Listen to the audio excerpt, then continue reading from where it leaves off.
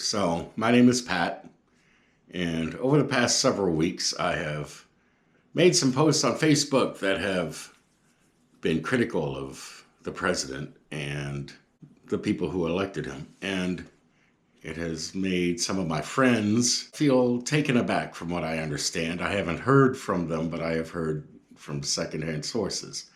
So, I want to make a video that explains my opinions and the backgrounds and why I feel the way that I do. So, some background. My first memories were in Kansas on McConnell Air Force Base in Wichita. My next door neighbor was my best friend. His name was Frankie. He was black. So, later on, when I was 5, we moved to Maryland. And it was in 1974. It was right after desegregation. And I guess some of the faculty noticed that I was spending time among my black friends. So one of the teachers, she was a music teacher. And she pulled me back into a small office and she put her arm right next to mine. And she said, if you were a grown up, we couldn't date because our skin colors are different. And I just thought that was absurd at the time. She was white, but she was a bit of an olive complexion. So I just thought that was odd. I thought that was weird for her to say. When I was 10, almost 11, the Iranian hostage crisis happened. And I just saw our anemic response. President Carter mismanaged the whole thing. He made us look inept in front of the entire world. And I knew right then and there that I was not a Democrat. I did 21 years in the Air National Guard. I retired with the rank of Master Sergeant. And I am a big foreign policy national defense guy. I have disliked Trump ever since 1986 when he destroyed the United States Football League.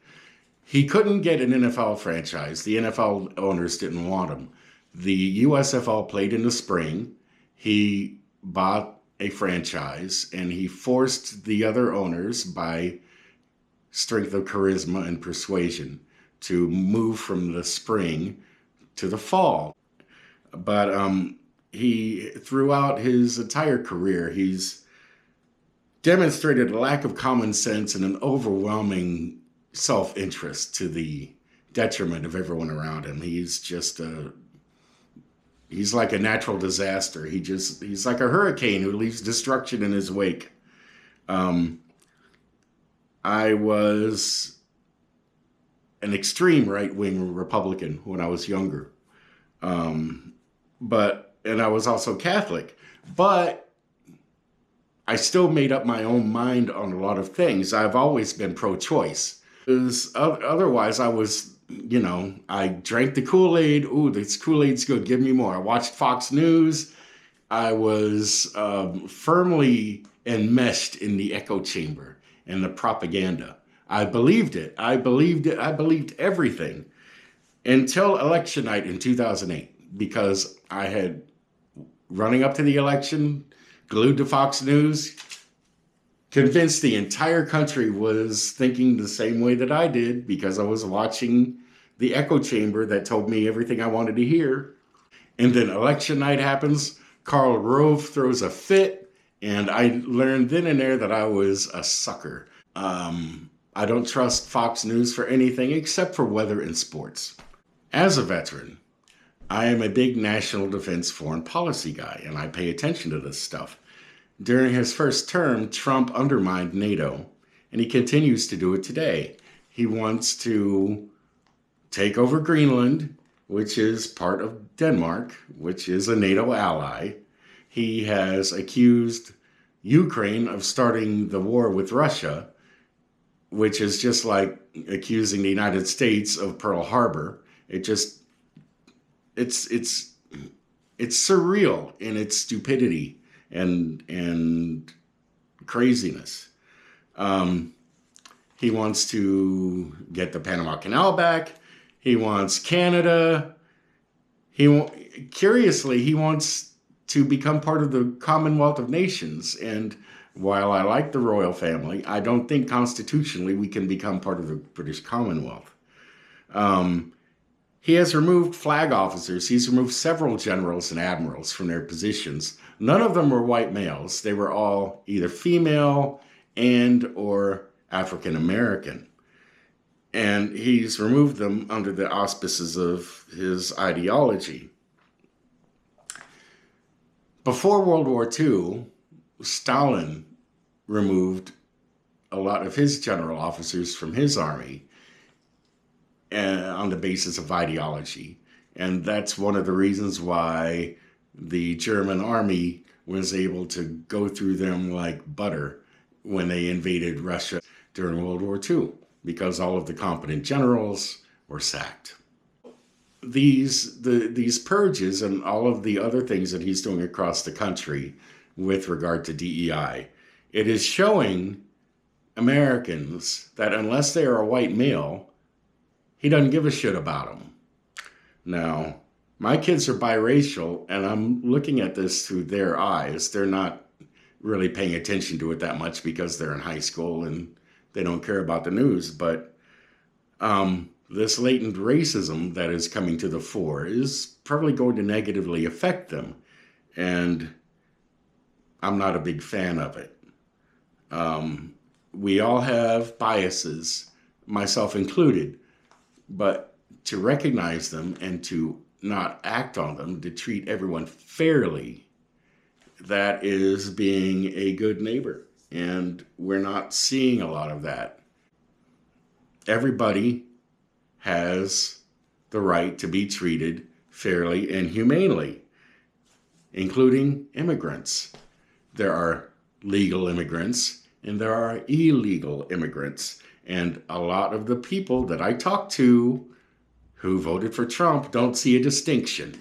They lump them all in together out of ignorance, fear, xenophobia. I'm not saying all of you do it, but a disappointing number of you do. They're here for a better life, whether they're here legally or illegally. Now, I agree with you that we need border controls because it's a national security issue. We need to know who's in this country. We can't have terrorists just being smuggled into the country. But 99% of these people are just like you and me. They're here for a better life. They enrich our own culture. Who doesn't like St. Patrick's Day? Cinco de Mayo, pizza. Come on, guys. This is just crazy. You only hear the 1% who are drinking and driving and things like that, but Americans drink and drive. It shouldn't happen, but it does. But you're demonizing several types of people over the actions of a few, and it's not fair. There are wholesale deportations of people. They don't care if you're here legally or not.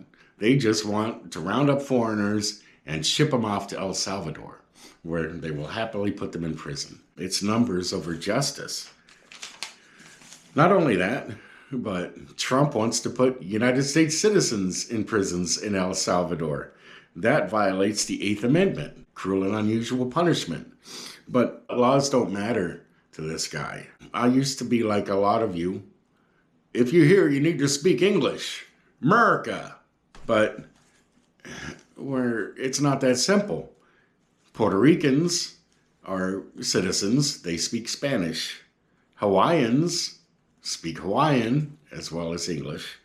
The people of Guam, while not U.S. citizens, they're U.S. nationals, they speak Chamorro. The descendants of the people who were in the 50% of Mexico that we conquered back in the 1840s, they speak Spanish. They're proud of their heritage. There are a lot of citizens who don't speak English during the course of their daily lives. Deal with it. We're a huge country. We're the fourth largest country on the planet. The administration has stripped all of their websites of Spanish translations, for example, and they're making it tougher for these people to get government services. Language and the ability to communicate, especially with your government, is a human right, and these people should not be penalized. I learned Spanish to be a better neighbor, and believe me, it comes in handy. Believe it or not, it comes in handy sometimes when I am an election judge. These people, some of them, they have naturalized themselves. They've gone through the process, but they don't speak English as well as you and I. Have you ever been to a foreign country? It's hard to learn a language, okay? English is very tough.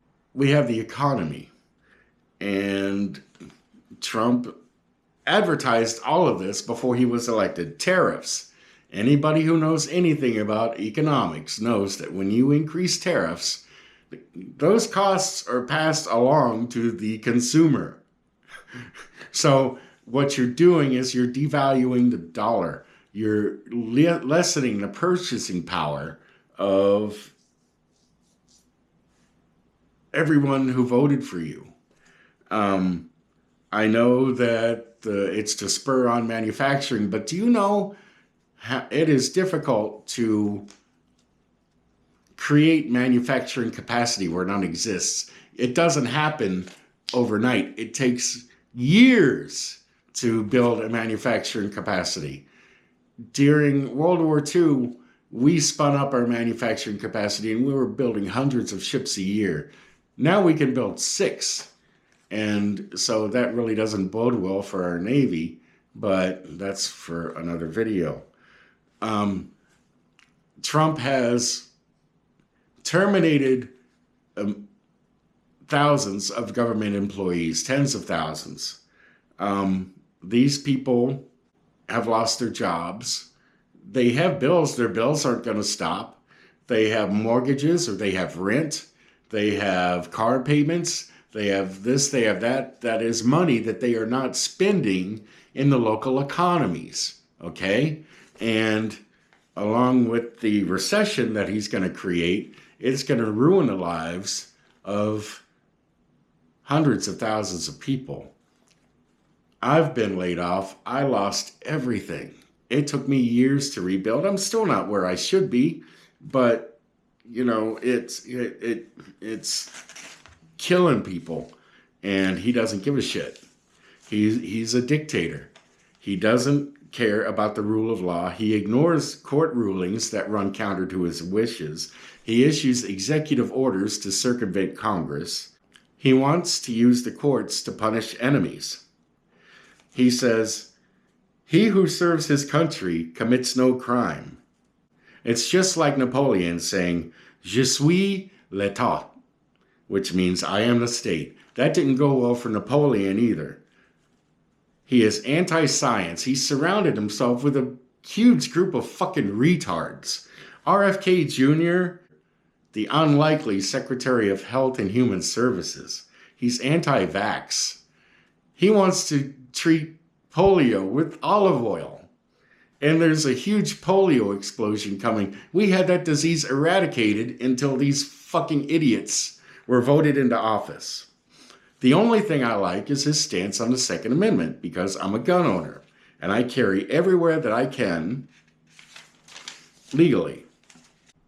So a lot of you don't understand how voting works. It's not a vote for the most popular song. It's a vote for how the country is run and what happens to people. And if you vote for someone that's cruel, corrupt, and incompetent, that reflects poorly on who you are.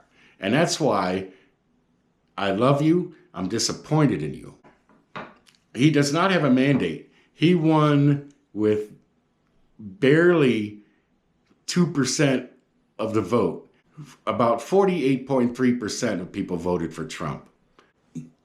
I could never vote for Harris because I'm a gun owner. I could never vote Democrat. For me, that's a human right.